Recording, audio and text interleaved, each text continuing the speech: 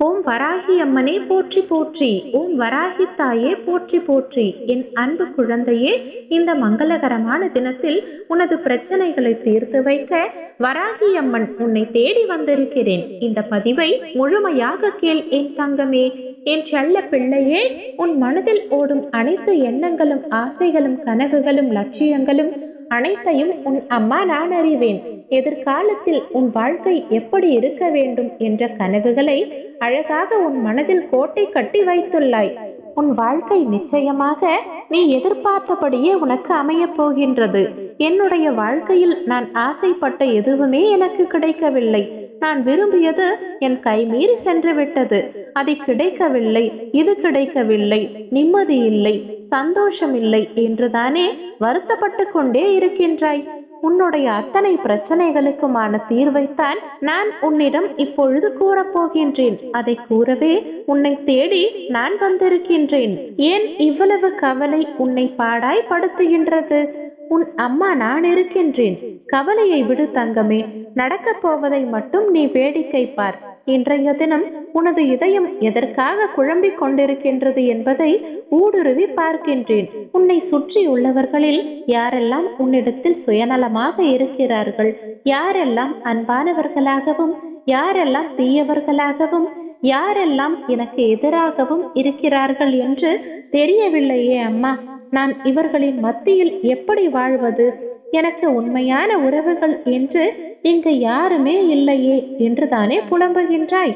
என் தங்கமே, இவ்வுலகில் வாழும் அனைவருக்கும் ஏதாவது ஒரு நபரின் மீதோ அல்லது ஒரு பொருளின் மீதோ சுயநலத்தோடு தான் இருக்கிறார்கள். சுயநலம் நல்லதுதான், ஆனால் அதில் உள்ள வரைமுறைதான் அதன் தன்மையை எடுத்து காட்டுகின்றது. உதாரணமாக, இறைவனிடம் எல்லோரும் நன்றாக இருக்க வேண்டும் என்று வேண்டுவதும் ஒரு சுயநலம்தான். ஆனால் அதில் உலக நன்மை அடங்கியுள்ளது. அதுவே என் குடும்பம் மட்டும் நன்றாக இருக்க வேண்டும் என்று இறைவனிடம் பிரார்த்தனை செய்வது இரண்டாவது வகையான சுயநலம். நான் மட்டும் நன்றாக இருக்க வேண்டும், வேறு யாரும் என்னை விட முன்னேற்றம் அடைந்து விடக்கூடாது என்று நினைப்பதுதான் உண்மையான சுயநலம். இது மிக மிக தவறு. இவர்கள்தான் சுயநலம் கொண்ட, தீங்கு விளைவிக்கும் எண்ணம் கொண்டவர்கள் ஆவார்கள். எச்சூழ்நிலையிலும் ஒருவருடைய சுயநலம் மற்றவர்களின் உணர்வுகளையும் மற்றவர்களுக்கு துன்பம் விளைவிக்கும் விதமாகவும் ஒரு நாளும் இருத்தல் கூடாது. உன் கண்முன்னே ஒருவருக்கு உதவி தேவைப்படுகின்றது என்றால் அதை நீ அந்த நிமிடமே உன்னால் முடிந்ததை உதவ வேண்டும். அதை விட்டுவிட்டு உனக்கு நேரம் இல்லாமல் இருப்பது போல் அங்கிருந்து வெளியேறுவதும் உண்மையான சுயநலம்தான். அதே சமயம் செய்த உதவியை எல்லோரிடமும் நான் தான் இக்கட்டான சூழ்நிலையில் உதவி புரிந்தேன் என தம்பட்டம் அடித்துக் கொள்வதும் சுயநலம்தான். இவற்றையெல்லாம் மனதில் கொண்டு சூழ்நிலைக்கு ஏற்ப செயல்பட்டு யார் யாரெல்லாம் சுயநலத்தோடு இருக்கிறார்கள் என்பதையும் பிறரிடம் எவ்வாறு செயல்பட வேண்டும் என்பதையும் நீ தெரிந்து கொள் தங்கமே. கவலை கொள்ளாமல் நிதானமாக நம்பிக்கையோடு உன்னுடைய கடமைகளை செய்தால் உனக்கு வரப்போகும் அனைத்து ஆபத்திலிருந்தும் நான் உன்னை காப்பாற்றுவேன். உன்னுடைய அத்தனை காரியங்களும் கைகூடும். இனி நான் உன் அருகிலேயே அமர்ந்திருந்து உன்னை மகிழ்ச்சியான பாதையில் அழைத்து செல்வேன். துயரங்கள் மிகுந்த உன் வாழ்க்கை இனி மகிழ்ச்சிகரமாக இருக்க போகின்றது. இனி வரும் நாட்கள் அனைத்தும் நிச்சயம் உனக்கு அழகானதாகவும் அற்புதமானதாகவும் சந்தோஷமாகவும் இருக்கும். உனக்கான பொற்காலத்தையும் நான் எப்பொழுதோ உருவாக்கிவிட்டேன். உன்னிடம் ஒரு அதி முக்கியமான விஷயத்தை கூறவே உன் தாய் நான் இப்பொழுது வந்திருக்கிறேன். நேர்மை என்பது பிறர் பார்க்கும் பொழுது நீ நடந்து கொள்ளும் விதம் அல்ல, உனக்குள் நீ இருக்கும் விதம்தான். உன்னை சுற்றி என்ன நடக்கின்றது என்பதை முதலில் நீ உணர்ந்து கொள்ள வேண்டும். அப்பாவித்தனமாக போலியான உலகத்தை நம்பிக்கொண்டிருக்கின்றாய். நீ புரியாமல் கேட்டவற்றையெல்லாம் செயல்படுத்தி வாழ்வின் உச்ச நிலையை அடைந்து விடலாம் என்று நினைக்கின்றாய். நாம் நினைத்து கொண்டிருப்பது சரியா தவறா என்று ஆராய்ந்து பார்க்க கூட ஏன் மறுக்கின்றாய்? எதையும் தீர்க்கமாக அறிந்து கொள்ளாமல் வெளி தோற்றத்தை மட்டும் வைத்து இப்படி கற்பனையில் லயித்து கொண்டிருக்கின்றாயோ? நீ ஆசைப்படுவதையும் நம்புவதையும் நான் குறை கூறவில்லை.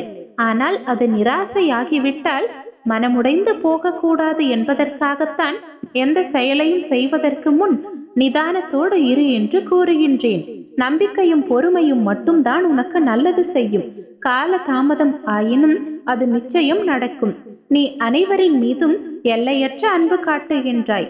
கண்மூடித்தனமான அன்பையும் வைக்கின்றாய், நம்பிக்கையையும் வைக்கின்றாய்.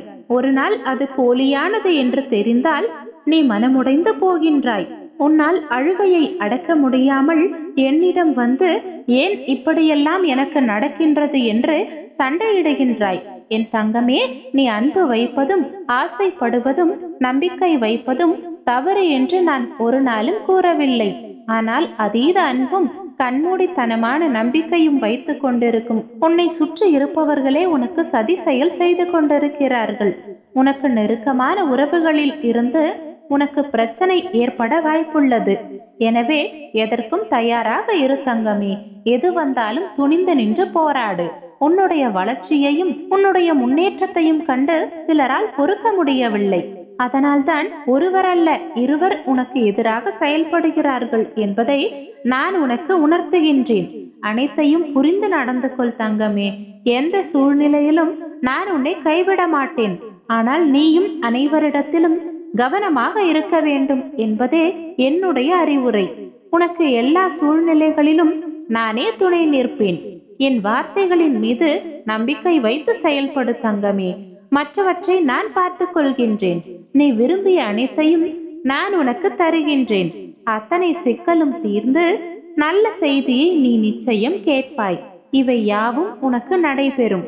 இருந்தாலும் நான் சொல்வதையும் சற்று காதில் வாங்கிக் கொண்டு அதற்கு ஏற்றாற்போல் நீ நடந்து கொள்ள வேண்டும் என்பதே எனது ஆசை. உனக்கு யார் எதிராக இருக்கிறார்கள் என்பதை வெட்ட வெளிச்சமாக காட்டும் நேரம் கூடிய விரைவில் வந்துவிடும். அப்பொழுது உனக்கு பக்கமாக இருந்து உன்னிடம் அனைத்து உண்மையையும் நான் உரைத்து கொண்டே இருப்பேன். நீயும் அதனை புரிந்து கொண்டு உன்னுடைய வாழ்க்கையில் எது சரி எது தவறு என்பதை புரிந்து கொள்ளும் மனப்பக்குவத்தை நான் உனக்கு அளிப்பேன். நீ கவலைப்படாமல் நிம்மதியாக இரு தங்கமே. உனக்கு நல்லதே நடக்கும். ஓம் வராகி அம்மனே போற்றி போற்றி. ஓம் வராகி தாயே போற்றி போற்றி.